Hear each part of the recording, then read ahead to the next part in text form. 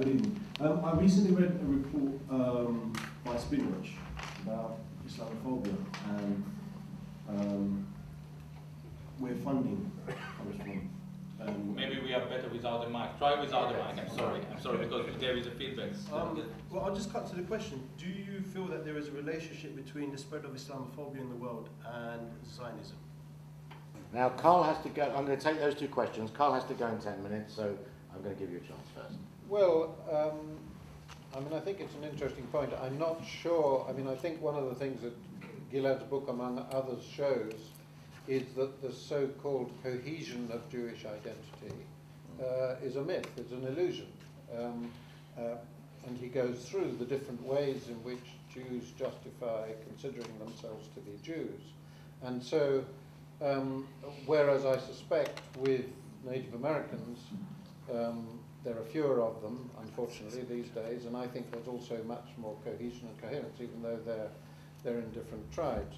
I think also it has the sort of air of the kind of almost, if you like, the positive side of anti-Semitism, which is that Jews are very special and very clever, and they've given so much to the world. If you think of them as a body, which I don't necessarily do that, and I'm not quite sure why this you've picked on this ancient people. Presumably it is because you feel that there are extra qualities in Jews. Well, the identity, if we're going to transform our identity politics and sort of do away with identifying with ancient identity. Well, I don't see anything particularly virtuous about preserving an ancient identity just for the sake of it. I mean, there needs to be another reason. Would you like to answer the first question about is there a relationship between Islamophobia and Zionism? Yes, I think there probably is. I mean, you've only got to look at the way in which, well, if you like, the way in which most, maybe this is too much of a generalization, many people who are persuaded to be anti-Palestinian believe that all Palestinians are Muslims, for example. And this is one of the consequences of this always, you know, of the Zionist idea of the Arabs and among whom are the Palestinians.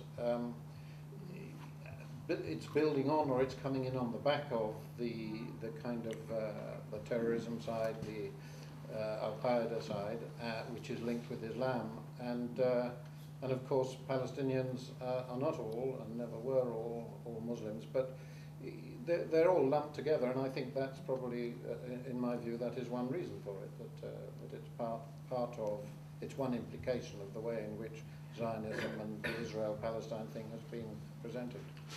I think, to answer that one very quickly, I think perversely also, this essentialism that comes up around Christian, Judaism, Islam, elides an immense amount of differences within all of those religions.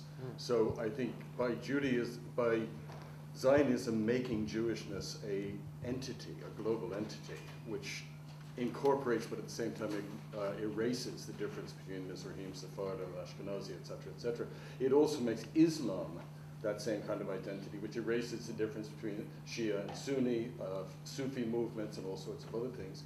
Christianity, my God, you know how much difference and dissension there is within that. So I think one thing that happens there is precisely the globalization of a religious identity, and I certainly think this discourse has to do with it.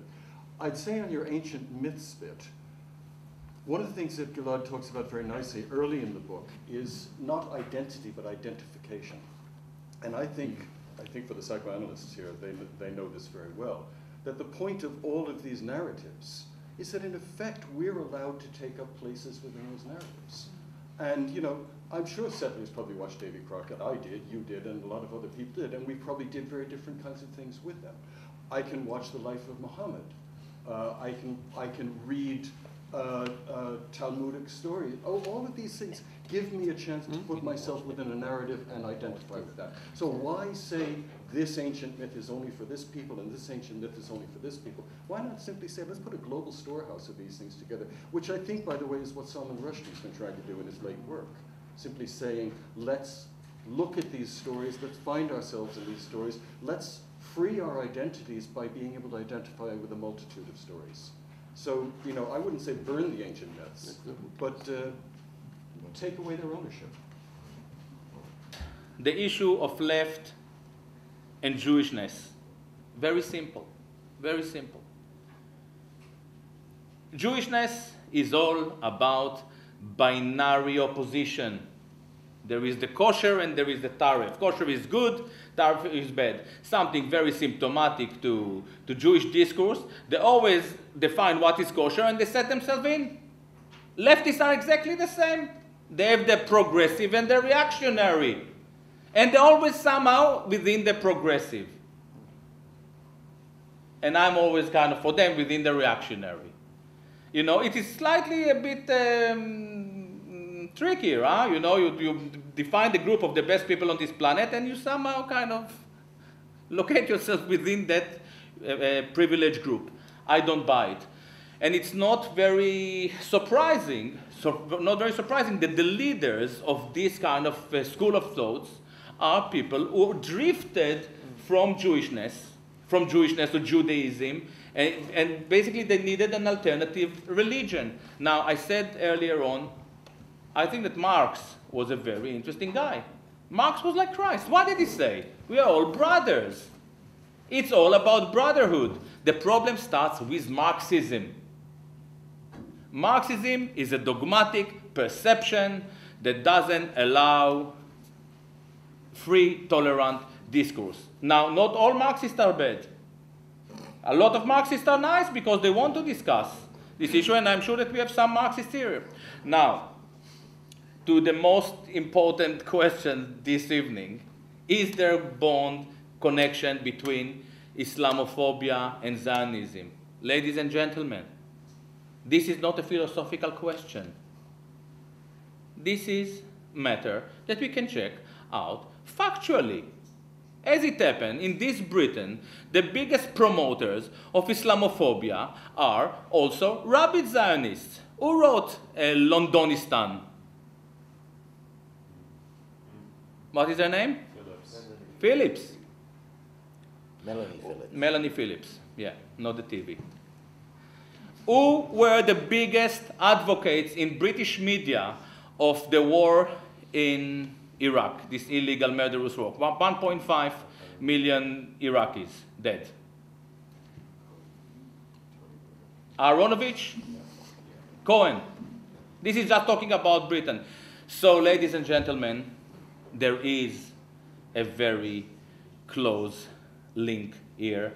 And we have to address this link. And I think that this link is very, very problematic for Jews more than anyone else. Because I wouldn't go as far as saying the Jews are Islamophobic.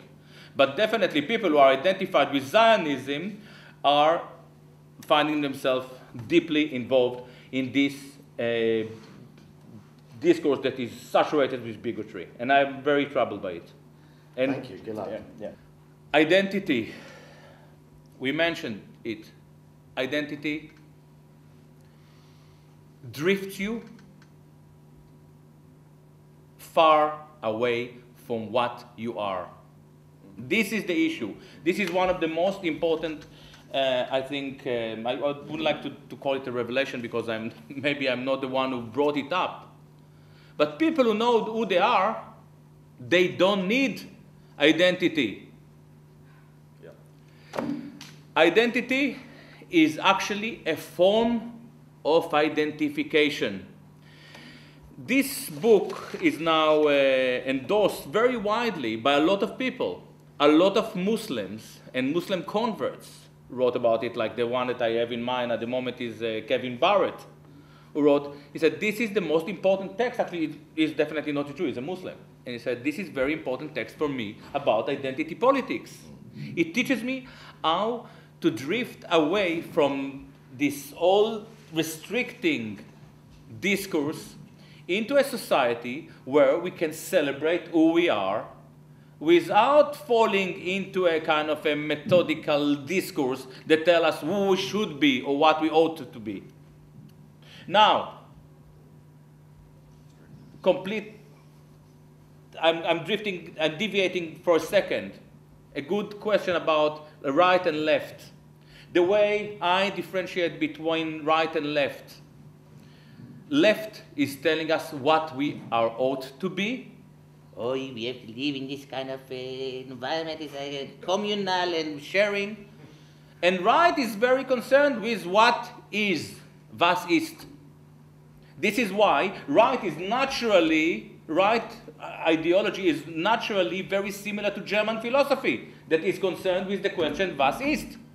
What is that thing called beauty, aesthetics? What is that thing called being in the world?